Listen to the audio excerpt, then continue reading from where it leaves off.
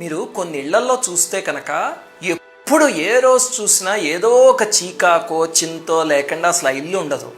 ఒక సమస్య తీరితే వెంటనే ఇంకో సమస్య వచ్చేస్తూ ఉంటుంది. లేకపోతే కొన్ని ఇళ్లల్లో అసలు మనుషుల మధ్య సామరస్యం ఉండదు.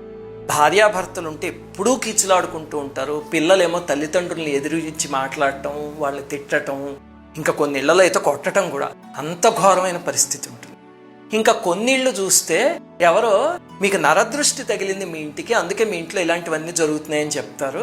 చెప్తే మనం దురదృష్టవశాత్తు ఎవరి దగ్గరకో పరిగెడతాం, 1000 లక్షలో తగలేసుకుంటాం, అది ఏమీ తీరదు. అంతేనా? ఇలాగా ఇల్లంతా ఎప్పుడైనా చికాకుగా ఉంటే కనుక దాన్ని తీర్చుకుని మళ్ళీ ఇల్లుని స్వర్గధామంగా చేసుకోవడానికి ఒక తేలిక పని ఉంది. అదేమిటి అంటే ఒక హారతి ఉంది. అది ఒక వెంకటేశ్వర స్వామి పటం పెట్టి ఇంటిల్లి పాది ఒక చోటకి చేరి రాత్రి ఆ హారతి ప్రతిరోజు చేయండి. అది ఎంత చేయడానికి ఒక 5 నిమిషాలు 4 నిమిషాలు పడుతుంది. కానీ చేసి చూడండి, ఒక 40 రోజులు ఆ ఇల్లు ఉన్నతోన్నతమైన స్థితికి చేరుతుంది. అలాగే అందరి మధ్య సామరస్యం ఏర్పడుతుంది. ఆ ఇంట్లో ఉన్న